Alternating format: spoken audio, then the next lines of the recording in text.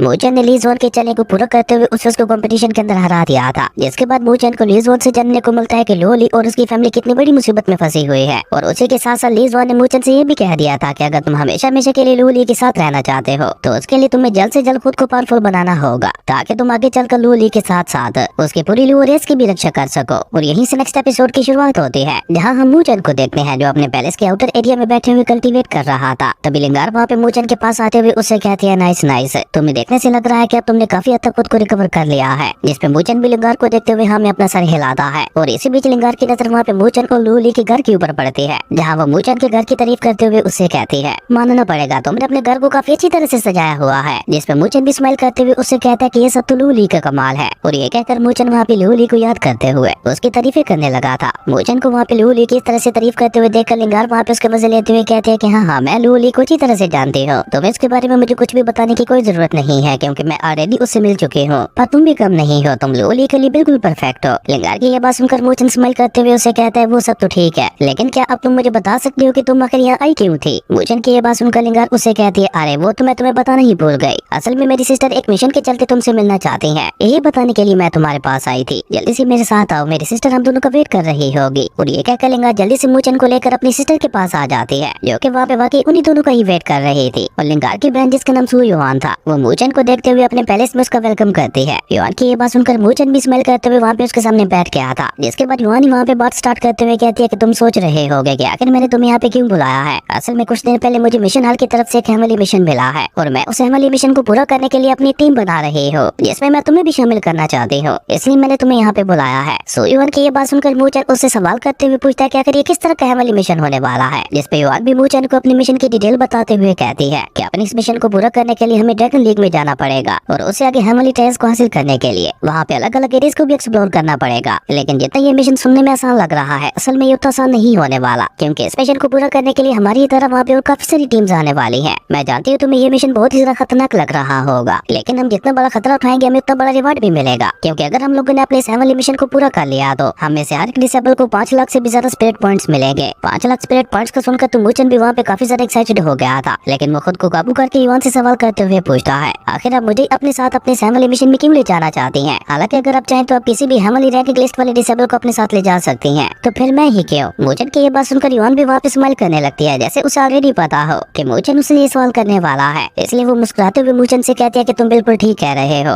अगर मैं चाहूँ तो मैं किसी भी हेमली रैंकिंग लिस्ट वाले डिसेबल को अपने साथ ले जा सकती हूँ, लेकिन वो तुम्हारी तरह ईमानदार और वफादार नहीं होगा, क्योंकि तुमने लीज वन के चैलेंज को एक्सेप्ट करते हुए साबित कर दिया था कि तुम एक सच्चे इंसान हो। और लीज वन को हराकर तुमने ये भी साबित कर दिया था कि तुम ईमानदार और वफादार होने के साथ साथ बहुत ज्यादा ताकतवर भी हो, जो कि मुसीबत में अपने साथियों को अकेला नहीं छोड़ेगा। इवन लिंगार तुम्हारी दुश्मन थी, फिर भी तुमने ज़ू किंग से उसकी जान बचाई थी, जो कि ये जाहिर करता है कि तुम्हारा दिल कितना ज्यादा साफ है। इन सारे पॉइंट्स को देखते हुए मैंने तुम्हें अपनी टीम में लेने का फैसला किया है। और ऊपर से ये हेमली मिशन तुम्हारे लिए भी काफी ज्यादा फायदेमंद हो सकता है, क्योंकि इस हेमली मिशन से न सिर्फ तुम्हें एक्सपीरियंस मिलेगा, बल्कि उसी के साथ साथ हमें जो भी टेस्ट और रिवार्ड्स मिलेंगे हम सभी इक्वली उसे आपस में बांट लेंगे। अब सब तुम्हारे ऊपर है, अगर तुम मेरे साथ इस हेमली मिशन के ऊपर चलते हो तो मिशन पूरा होने के बाद मैं तुम्हें 1.5 मिलियन स्पिरिचुअल पॉइंट्स दूंगी। युआन की ये बात सुनकर तो मूचन के भी कान खड़े हो गए थे, क्योंकि अगर मूचन के पास 1.5 मिलियन स्पिरिचुअल पॉइंट्स आ जाते तो उसका जीने के लिए उस ड्रैगन ब्लड एसेंस को लाना और भी ज्यादा आसान हो जाता। और तभी लिंगार भी एक्साइटेड होते हुए मूचन से कहती है कि अपने इस मिशन में हम एक एंशिएंट केव को भी एक्सप्लोर करने वाले हैं, जहाँ पे हमें काफी सारे हाई लेवल के और अलग अलग टाइल्स मिलने वाले हैं। और ये कहकर लिंगार मूचन को उसके अकेडमी कार्ड के अंदर उस मिशन की सारी डिटेल्स भेज देती है, जिसे पढ़कर मूचन भी उस हेमली मिशन पे जाने के लिए रेडी हो जाता है। और वो युआन से कहता है कि मैं आपके साथ आपके इस मिशन के ऊपर चलने के लिए रेडी हूँ, लेकिन मैं अपने साथ लूली को भी जाना चाहता हूँ। मूचन की ये बात सुनकर युआन उससे कहते हैं सॉरी, लेकिन इस मिशन के ऊपर हम सिर्फ 5 लोग ही जा सकते हैं और बाकी सारी टीम ऑलरेडी सिलेक्ट हो चुकी है, तुम आखिरी हो, इसलिए हम और किसी को भी अपनी टीम में शामिल नहीं कर सकते। युआन की ये बात सुनकर मूचन उससे सवाल करते हुए पूछता है कि हमारी टीम में कौन कौन है, जिसपे युआन भी उसे जवाब देते हुए बताती है कि हमारी टीम में मैं, लिंगार, मुकाई और रेन शामिल है और 5वें तुम होने वाले हो। और हम लोग अपने इस मिशन के लिए 3 दिन बाद व्हाइट ड्रैगन लीग की तरफ निकलने वाले हैं, इसलिए तुम्हें जो भी तैयारी करनी है 3 दिन के अंदर अंदर कर लो। युआन की ये बात सुनकर मूचन भी उसे ग्रीट करते हुए वहाँ से जाने लगता है, लेकिन अभी मूचन वहाँ से जा ही रहा था कि तभी वहाँ पे ही याओ की एंट्री होती है, जो कि मूचन को देखकर एक डेविल स्माइल करते हुए युआन से कहता है युआन क्या तुम अपने इस मेहमान से हमें नहीं मिलवाओगी, और हाँ तुमने मेरे उस प्रपोजल के बारे में क्या सोचा है, क्या तुम मुझे अपने साथ ले जाना चाहती हो। लेकिन युआन उसे कहती है माफ करना पर हमारी टीम पूरी हो चुकी है, इसलिए अब मैं और किसी को भी अपनी टीम में शामिल नहीं कर सकती। और वैसे भी मेरे ख्याल से आपको हमारे साथ इस मिशन पे नहीं आना चाहिए, क्योंकि आपके पावर को देखते हुए ये मिशन आपके लायक नहीं है, इसलिए मैंने आपको अपनी टीम में नहीं लिया। युआन की सारी बातें सुनकर मूचन भी वहाँ पे सोच में पड़ गया था कि याओ पावर लेवल के मुकाबले में तो मुझसे काफी ज्यादा ताकतवर है, तो फिर युआन उसे छोड़कर मुझे अपने साथ क्यों ले जा रही है। असल में ही वो अपने मन ही मन में युआन को बहुत ज्यादा पसंद करता था, इसलिए वो किसी भी हालत में युआन के साथ इस मिशन पे जाना चाहता था ताकि वो अपनी पावर्स दिखाकर युआन को इम्प्रेस करते हुए सपना बना ले, जबकि युआन ऐसा बिल्कुल भी नहीं चाहती थी। और तभी ही वहाँ पे मूचन के सामने आते हुए उसे कहता है, ओ तो तुम वो इस टीम के आखिरी मेंबर, मैं तुमसे एक रिक्वेस्ट करना चाहता हूँ, तुम अपनी जगह मुझे दे दो, और अगर तुम इस मिशन के ऊपर अपनी जगह मुझे भेज देते हो तो इस मिशन के लिए मुझे जो भी रिवॉर्ड मिलेगा वो मैं सबका सब लाकर तुम्हें दे दूंगा। इस तरह तुम्हें इस मिशन का रिवॉर्ड भी मिल जाएगा और तुम्हें रिस्क भी नहीं उठाना पड़ेगा। लेकिन मूचन वहाँ पे ही उसे माफी मांगते हुए कहता है कि सॉरी सीनियर, लेकिन मैं ऐसा नहीं करना चाहता, क्योंकि मूचन को यहाँ पे समझ आ चुकी थी कि अगर युआन भी को अपने साथ मिशन के ऊपर ले जाना चाहती तो आज मूचन की जगह ही खड़ा होता। मूचन को इस तरह से मना करते हुए देखकर ही उसे दोबारा वहाँ पे लालच देते हुए कहता है, लड़के एक बार फिर से सोच लो, अभी तुम एक फ्रेश मैन हो और आगे चलकर तुम्हारा हमारी नॉर्दर्न हेवन स्पिरिचुअल एकेडमी में बहुत बड़ी बड़ी चुनौतियों के साथ सामना होने वाला है। लेकिन अगर तुम मेरी बात मान लेते हो तो मैं तुमसे वादा करता हूँ कि मैं हर मुसीबत में तुम्हारा साथ दूंगा। लेकिन मूचन वहाँ पे एक बार फिर से उसे माफी मांगते हुए कहता है कि सॉरी सीनियर, पर मैं सीनियर युआन से वादा कर चुका हूँ और अब मैं अपने वादे से पीछे नहीं हट सकता। मूचन की ये बात सुनकर ही को अपने मन ही मन में उसके ऊपर गुस्सा तो बहुत ज्यादा आ रहा था, लेकिन वो युआन के सामने अपनी इमेज खराब नहीं करना चाहता था, इसलिए वो एक कोल्ड स्माइल के साथ मूचन को कांग्रेट्स कहते हुए वहाँ से चला जाता है। और जैसे ही वहाँ से थोड़ा दूर आता है तो उसका एक चेला उसे सवाल करते हुए पूछता है, मास्टर मैं जानता हूँ कि आप सीनियर युआन को पसंद करते हैं, लेकिन उसके बावजूद भी मैंने आज तक कभी भी आपको इस तरह के लो लेवल मिशन के ऊपर जाते हुए नहीं देखा। अपने चेले की ये बात सुनकर ही उसे बताता है कि जितना ये मिशन दिखने में सिंपल लग रहा है उतना ये मिशन सिंपल नहीं है। युआन अपने मिशन को पूरा करने के लिए जिस जगह पे जाने वाली है वहाँ पे आज से कुछ 100 साल पहले एक मास्टर डैम पे कुछ खास ट्रायल्स को छोड़ा था, जिन्हें की बहुत ही ज्यादा खास और पावरफुल माना जाता है। इसलिए मैं युआन के साथ इस मिशन के ऊपर जाने की जिद कर रहा था ताकि मैं वहाँ जाकर उस मास्टर के छोड़े हुए ट्रायल्स को हासिल कर सकूं। और मुझे पूरी उम्मीद है कि सू युआन को उस मास्टर और उसके ट्रायल्स के बारे में कुछ भी पता नहीं होगा, इसलिए भले मैं उसके साथ इस मिशन के ऊपर नहीं जा पा रहा, लेकिन उस मास्टर के ट्रायल्स को हासिल करने के लिए मैं खुद अकेला वहाँ पे जाऊंगा। उसके बाद सीन चेंज होता है, हमें 3 दिनों बाद का सीन दिखाया जाता है जहाँ आज वो सभी लोग अपने हेवनली मिशन की तरफ निकलने वाले थे और मूचन भी वहाँ से जाते हुए लोली को अलविदा कह रहा था। पर तभी अचानक हम देखते हैं कि मूचन सीरियस होते हुए लोली से कहता है कि अब तुम पूरी तरह से अपनी कल्टीवेशन के ऊपर ध्यान दे सकती हो और मैं तुमसे वादा करता हूँ कि मैं बहुत जल्द इतना सारा पावरफुल हो जाऊंगा कि मैं तुम्हारी और तुम्हारी लू रेस की रक्षा कर सकूं। मूचन की ये बात सुनकर अचानक लूली को वहाँ पे एक झटका लगता है और वो मूचन से कोई सवाल पूछ पाती उससे पहले मूचन उसे झुक कराते हुए वहाँ पे हक कर लेता है, जिसके बाद वो दोनों वहाँ पे इसी तरह से एक दूसरे को महसूस करते हुए एक दूसरे को अलविदा कहने लगे थे। खैर उसके बाद सीन शिफ्ट होता है, हम युआन की टीम को देखते हैं जो कि अपने हेवनली मिशन की तरफ निकल चुकी थी, जहाँ जाते हुए युआन उन सभी को इंस्ट्रक्शन देते हुए कहती है कि तुम्हें से कोई भी बेफालतू का खतरा मोल नहीं लेगा, क्योंकि इस मिशन पर अकेडमी हमारा साथ नहीं देने वाली। इस मिशन के ऊपर हमें सबको खुद ही संभालना होगा। अकेडमी तब तक तुम्हारे मैटर में इंटरफेयर नहीं करेगी जब तक तुम मर नहीं जाते। जब तुम मर जाओगे उसके बाद अकेडमी तुम्हारे मर्डर को इन्वेस्टिगेट करने के लिए आएगी, लेकिन मरने के बाद इस सब का क्या फायदा। इसलिए तुम सभी सावधान रहना और कोई भी फालतू का खतरा मोल लेने से पहले जरा सोच लेना। और इसी तरह आपस में बातें करते हुए सभी लोग व्हाइट ड्रैगन सिटी में पहुंच जाते हैं और युआन वहाँ पे अपनी टीम को उस व्हाइट ड्रैगन सिटी के बारे में बताते हुए कहती है कि ये ड्रैगन सिटी दिखने में जितनी ज्यादा सिंपल लग रही है, असल में ड्रैगन सिटी उतनी ज्यादा सिंपल है नहीं, क्योंकि कहा जाता है कि इस व्हाइट ड्रैगन सिटी में काफी सारे रहस्य छुपे हुए हैं। और आज से कुछ 100 साल पहले यहाँ पे कुछ फैमिलीज के बीच में बहुत ही खतरनाक लेवल की फाइट हुई थी, जिसमें इस ड्रैगन सिटी को बहुत ही ज्यादा नुकसान हुआ था। और अभी युआन वहाँ पे अपनी टीम को ये सब बता ही रही थी कि तभी वहाँ पे मौजूद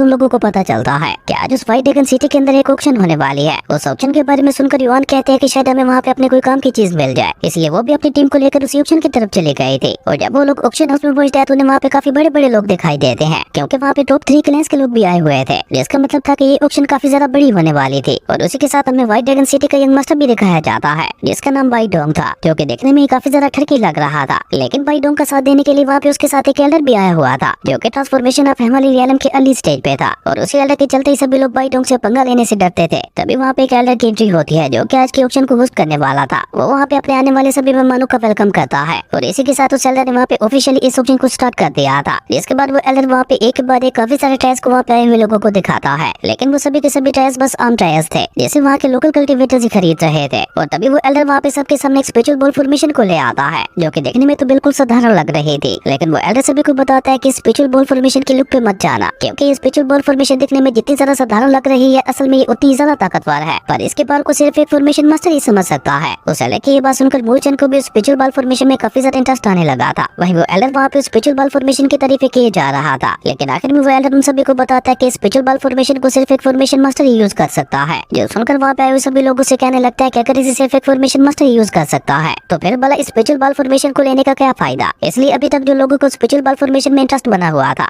वो अचानक ही वहाँ पे एक ही झटके में खत्म हो गया था। वहीं मूचन जो कि वहाँ पे स्पिरिचुअल बॉल फॉर्मेशन को काफी गौर से देख रहा था, वो सीरियस होते हुए अपने मन में कहता है कि स्पिरिचुअल बॉल फॉर्मेशन के ऊपर जो पैटर्न बना हुआ है वो सेम मेरी डीमन लोटस फॉर्मेशन की तरह दिखाई दे रहा है, जिसका मतलब है कि स्पिरिचुअल बॉल फॉर्मेशन मेरी डिमन लोटस फॉर्मेशन से कम पावरफुल नहीं है। तभी वो एल्डर वहाँ पे स्पिरिचुअल बल फॉर्मेशन की इनिशियल प्राइस सभी को बताते हुए कहता है कि इस कमाल की स्पिरिचुअल बल फॉर्मेशन की कीमत सिर्फ और सिर्फ 3 लाख गोल्डन कॉइन्स है। उस एल्डर की ये बात सुनकर तो वहाँ पे आए हुए सभी लोगों को एक झटका लगता है और वो सभी लोग वहाँ पे उस एल्डर को बुरा भला कहने लगे थे कि आखिर ऐसी बेकार सी चीज के लिए कौन 3 लाख गोल्डन कॉइन्स को जाया करना चाहेगा। पर अभी वो सभी लोग वहाँ पे इसी तरह से आपस में बातें कर ही रहे थे कि तभी मूचन वहाँ पे बोली आगे बढ़ाते हुए कहता है, मैं स्पिरिचुअल बल फॉर्मेशन को खरीदने के लिए 3,50,000 गोल्डन कॉइन्स देने के लिए रेडी हूँ। मूचन की बोली सुनकर वहाँ पे मौजूद सभी लोगों की नजरें वहाँ पे मूचन की तरफ चली गई थी और जब बाइडोंग उस तरफ देखता है तो उसकी नजर वहाँ पे लिंगार के ऊपर पड़ती है, जिसे देखते ही उसके अंदर का ठड़कपन जाग गया था। जिसके बाद वो वहाँ पे बहुत ही गौर से लिंगार को देखने लगा था। इसका वहाँ पे लिंगार को भी पता चल जाता है और अपनी आदत के चलते लिंगार वहाँ पे बिना कुछ सोचे समझे बाइडोंग को बुरा भला कहने लगी थी। जो देखकर तो बाइडोंग वहाँ पे और भी ज्यादा खुश हो जाता है और वो एक डेविल स्माइल करते हुए कहता है, इस तीखी मिर्ची को चखने में तो बहुत ही ज्यादा मजा आएगा। और लिंगार को वहाँ पे इम्प्रेस करने के लिए बाइडोंग उसके सामने शो अप करते हुए उस स्पिरिचुअल बल फॉर्मेशन की बोली बढ़ा देता है। जो देखकर मूचन भी एक बार फिर से कीमत बढ़ाते हुए बोली को आगे बढ़ाने की कोशिश करता है, लेकिन बाइडोंग उस स्पिरिचुअल बल फॉर्मेशन की कीमत बढ़ाते हुए उसकी कीमत 1.5 मिलियन स्पिरिचुअल कॉइन्स लगा देता है। बाइडोंग की बोली सुनकर लिंगार को वहाँ पे इतना ज्यादा गुस्सा आता है कि उसने भी वहाँ पे कीमत बढ़ाते हुए उस स्पिरिचुअल बल फॉर्मेशन की बोली 2.5 मिलियन गोल्डन कॉइन्स लगा दी थी। जो देखकर वहाँ पे बैठे हुए सभी लोगों को एक झटका लगता है और वो सभी वहाँ पे आपस में बातें करते हुए कहने लगे थे कि आखिर ये लोग इस मामूली से स्पिरिचुअल बल फॉर्मेशन के लिए इतने ज्यादा पैसे क्यों जाया कर रहे हैं। तभी बाइडोंग भी वहाँ पे एक बार फिर से बोली आगे बढ़ाने की कोशिश करता है, लेकिन तभी उसके साथ वाला एल्डर वहाँ पे उसे रोकते हुए कहता है, रुक जाओ, ये तुम क्या कर रहे हो, उनके साथ पंगा मत लो। ये सभी लोग मुझे कोई मामूली कल्टिवेटर्स दिखाई नहीं दे रहे। अगर ये सभी मिल जाएं तो ये मिलकर मेरा भी मुकाबला कर सकते हैं, इसलिए उन सभी को इग्नोर करो। और तुम इस फालतू की चीज के लिए इतने ज्यादा पैसे क्यों जाया कर रहे हो? क्या तुम हमारे यहाँ आने का मकसद भूल गए हो? अगर तुमने इस फालतू से टायर के ऊपर इस तरह से पैसे जाया कर दिए तो हम एम्परर को जाकर क्या जवाब देंगे? एम्परर का नाम सुनकर बाइडोंग भी अचानक वहाँ पे शांत हो जाता है और वो अपने साथ वाली लड़की के पास जाते हुए कोल्ड टोन में उससे कहता है कि जितना जल्दी हो सके इन सभी के बारे में जाकर पता लगाओ कि आखिर ये सभी लोग कहाँ से आए हैं। वहीं दूसरी तरफ वो एल्डर वहाँ पे लिंगार को स्पिरिचुअल बल फॉर्मेशन को खरीदने के लिए कांग्रेस कहने लगा था, जबकि लिंगार वहाँ पे खुश होते हुए मूचन से कहते कि स्पिरिचुअल बल फॉर्मेशन को मैंने तुम्हारे लिए खरीदा है, जिसमें मूचन भी वहाँ पे शुक्रिया अदा करते हुए कहता है, लेकिन अभी तक वो स्पिरिचुअल बल फॉर्मेशन पूरी तरह से कंप्लीट नहीं है। मूचन की ये बात सुनकर लिंगार उससे कहते हैं कि वो सब मैं नहीं जानते, वो सब तुम जानो और तुम्हारी वो स्पिरिचुअल बल फॉर्मेशन जाने। लेकिन मूचन इतना कीमती तोहफा उनसे कैसे ले सकता था, इसलिए मूचन लिंगार से कहता है कि अभी तो मेरे पास इतने पैसे नहीं है, लेकिन जब मेरे पास पैसे आ जाएंगे तो मैं तुम्हें जरूर इसकी कीमत अदा कर दूंगा। जिस पे युआन बीच में आते हुए उससे कहते हैं कि अभी हम सभी एक टीम की तरह हैं और अगर तुम स्पिरिचुअल बल फॉर्मेशन को समझ जाते तो आगे चलकर ये हमारे लिए फायदेमंद होगा, इसलिए तुम ऐसे समझ लो कि हम लोगों ने अपने ऊपर ही पैसे लगाए हैं। और अभी वो सभी लोग इसी तरह से आपस में बातें कर ही रहे थे कि तभी उस ऑक्शन हाउस का एल्डर वहाँ पे अब तक का सबसे खास टायर ले आता है, जो कि था व्हाइट ड्रैगन जेट पिलर, जो कि एक सुप्रीम लेवल का टायर था और माना जाता है कि जिसके पास भी ये टायर होता है वो उस सिटी के सबसे पावरफुल पर्सन बन जाता है। इसलिए युआन की टीम भी वहाँ पे सुप्रीम टायर को देखकर काफी ज्यादा हैरान दिखाई दे रही थी, क्योंकि उन्होंने तो सोचा था कि उन्हें इस ऑक्शन हाउस के अंदर बस मामूली से ही टायर्स मिलेंगे, लेकिन यहाँ पे मौजूद टायर्स को देखा तो उन्हें वहाँ पे झटके पे झटके लग रहे थे। तभी वो एल्डर वहाँ पे जेट पिलर की initial price 3 million golden coins बताता है, जो कि देखते ही देखते वहाँ पे सिर्फ कुछ ही पलों में 8 मिलियन से भी ज्यादा बढ़ चुके थे। तभी लिंगार भी वहाँ पे जेट पिलर के ऊपर बोली लगाने की कोशिश करती है, लेकिन मूचन उसे वहाँ पे रुकते हुए कहता है कि रुक जाओ, ऐसा मत करो, अभी हमें जेट ड्रैगन पिलर को नहीं खरीदना चाहिए, क्योंकि व्हाइट ड्रैगन सिटी के बहुत सारे लोग इसके पीछे पड़े हुए हैं और अगर हम लोग इसे खरीदते हैं तो वो लोग हमारे पीछे पड़ जाएंगे। वहीं दूसरी तरफ हम देखते हैं कि बाइडोंग ने उस ड्रैगन जेट पिलर की कीमत 10 मिलियन गोल्डन कॉइन्स लगाते हुए उसे वहाँ पे खरीद लिया था और असल में वो लोग तो वहाँ पे आई उसी जेट ड्रैगन पिलर के लिए थे। उसके बाद बाइडोंग भी उस जेट पिलर को लाकर एम्परर को दे देता है, जिसे देखकर वो एम्परर भी काफी ज्यादा खुश हो गया था, क्योंकि उसने ये कभी नहीं सोचा था कि उसके हाथ में सुप्रीम टायर इतनी आसानी से लग जाएगा। और असल में एम्परर जेट ड्रैगन पिलर के पीछे पिछले 10 सालों से पड़ा हुआ था, जो कि फाइनली आज जाके उसे मिला था और अब वो एम्परर उस जेट ड्रैगन पिलर की मदद से उस व्हाइट ड्रैगन सिटी का सबसे पावरफुल पर्सन बनने वाला था। लेकिन अभी वो एम्परर वहाँ पे खुश हो ही रहा था कि तभी बाइडोंग उसे बताता है, फादर आज मुझे ऑक्शन हाउस के अंदर नॉर्दर्न हेमन स्पिरिचुअल एकेडमी के कुछ डिसेबल्स भी दिखे थे और उनकी टीम वाकई काफी ज्यादा पावरफुल दिखाई दे रही थी, क्योंकि सिर्फ उनकी leader he transformation of hammer realm के मिडिल स्टेज पे थी। तो इसी से आप अंदाजा लगा सकते हैं कि वो लोग कितने ज्यादा पावरफुल होंगे। बाइडोंग की ये बात सुनकर एम्परर भी अचानक वहाँ पे काफी ज्यादा सीरियस हो जाता है और वो सीरियस होते हुए कहता है कि नॉर्दर्न हेमन स्पिरिचुअल एकेडमी को यहाँ पे मौजूद टायर्स के बारे में पता तो नहीं चल गया। अगर सच में ऐसा है तो हमें जल्द से जल्द उन्हें यहाँ पे रोकना होगा, क्योंकि उन टायर्स के ऊपर सिर्फ और सिर्फ हमारा हक है। और ये कहकर एम्परर वहाँ पे अपने बेटे बाइडोंग को आदेश देते हुए कहता है कि जल्दी से जाकर उन नॉर्दर्न हेमन स्पिरिचुअल एकेडमी के सभी डिसेबल्स को खत्म कर दो, मैं उन सभी लोगों को मरा हुआ देखना चाहता हूँ। अपने फादर के आदेश सुनकर बाइडोंग भी वहाँ पे उन सभी को खत्म करने के लिए वहाँ से निकल गया था और इसी कमाल के सीन के साथ हमारे अमेजिंग एपिसोड यहीं पे खत्म हो जाता है। दोस्तों अगर आपको ये वीडियो अच्छी लगी तो लाइक कर दें और अगर चैनल पे नए आए हो तो सब्सक्राइब करते जाना। तो मिलते हैं एक नई वीडियो में, तब तक के लिए बाय।